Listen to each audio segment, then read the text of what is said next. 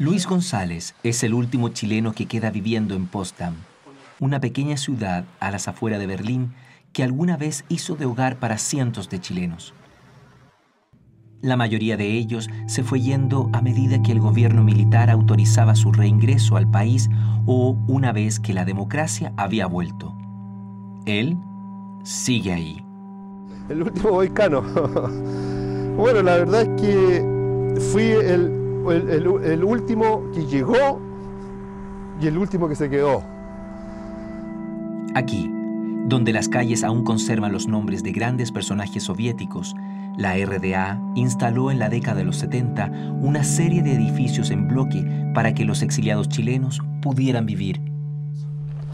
Era el edificio donde estaban los chilenos y estaba más o menos así estructurado de que en el primer piso eran chilenos, después eran alemanes, chilenos, alemanes y así, ¿no?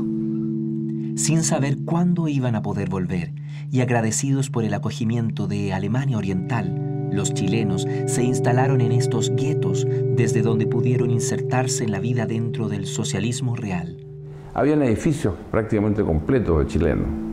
Por lo tanto, ahí la convivencia no era fácil, no era fácil. Muchos vecinos chilenos interrumpía la paz de la vida íntima, entonces no pocos problemas de orden casero se generaban en esos lugares en donde estaban hacinados prácticamente muchos chilenos, viviendo en muy buenas condiciones, pero si uno miraba los departamentos, eran departamentos muy buenos, muy dignos, que a los chilenos se les entregaba todo gratuitamente.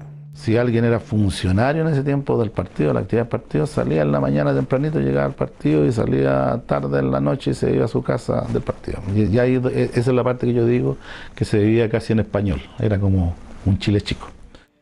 Mientras los políticos y militantes colaboraban desde la distancia en la resistencia contra Pinochet, los demás chilenos se adaptaban a un país culturalmente muy distinto al suyo y en donde la barrera idiomática creaba otro muro. Los niños chilenos, muy luego ellos empezaban, igual que en todas partes, a aprender el idioma. Y era una cosa automática, los niños llegaban a su casa y hablaban alemán entre ellos, pero con sus papás hablaban español. Y hay casos, por ejemplo, de un periodista justamente que me contaba que su hijo en el colegio les decía a sus compañeros: no, yo no le entiendo a mi papá lo que habla porque él es extranjero. El exiliado está con los pies en Chile, con el corazón y el alma en Chile. Y de cuerpo está en el extranjero, en un país que a lo mejor él no domina el idioma. No todos llegaron jóvenes. Muchos llegaron de 45 para arriba, les costó mucho aprender el idioma o sencillamente no querían, le toman tedio a la vida, en el invierno las noches largas, los días más cortos. Hay tantos factores que influyen mentalmente en la emoción de las personas. Pero nada de esto impidió que varias de las costumbres chilenas se siguieran manteniendo a pesar de encontrarse a 14.000 kilómetros de la patria. Celebrábamos el 18 de septiembre, también se hizo varios 18 de septiembre aquí en El Hoyo. Entonces nosotros cerrábamos aquí con paneles, ¿no? Y hacíamos una fiesta en la cual yo era el encargado, digamos, de la música, ¿no? Y invitábamos entonces a todos nuestros vecinos. Departamentos amueblados, trabajos y educación fueron parte de los beneficios que recibieron los chilenos gracias al programa de solidaridad de la RDA. Sin embargo, los alemanes orientales se dividieron entre el acogimiento a sus compañeros ideológicos y la envidia por la situación privilegiada en la que se encontraban. No pocos alemanes protestaban soterradamente por el hecho de que estos chilenos exiliados llegaron a ocupar departamentos muy buenos, cuestión que genera no pocos problemas con los alemanes, porque los alemanes no tenían acceso tan fácil a todos estos bienes. La vida en la RDA tenía muchas ventajas como educación y salud gratis, pero no demoró mucho para que los chilenos también descubrieran los dos lados de la misma moneda. Era una situación contradictoria, o sea, hay gente que lo pasó muy bien en la RDA y hay gente que lo pasó mal. Hay gente que se fue rápidamente y hay gente que se mantuvo más tiempo.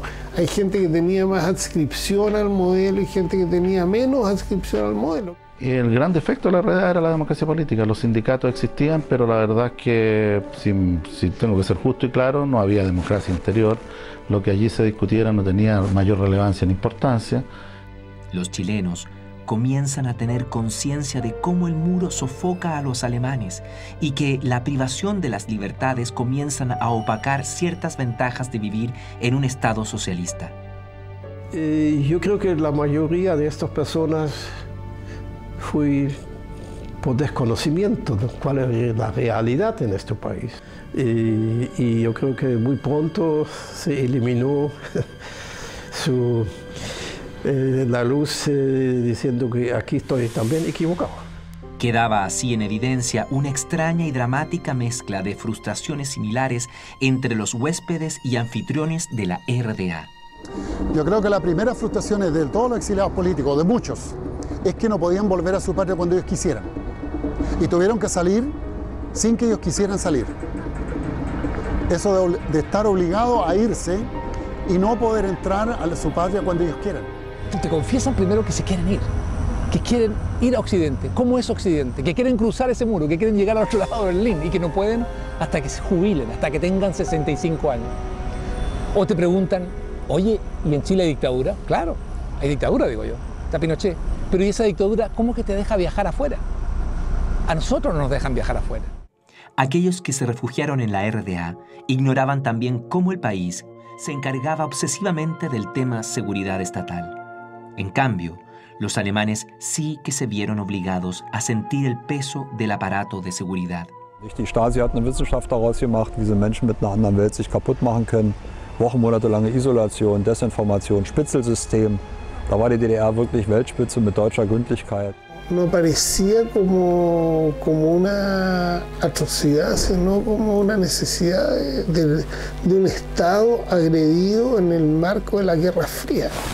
Una necesidad de la cual tampoco pudieron liberarse, pues lo supieran o no, una cosa estaba clara: estaban siendo vigilados. Venía llegando al departamento y había una especie de arbustos que dividían a la vereda con la parte de los estacionamientos.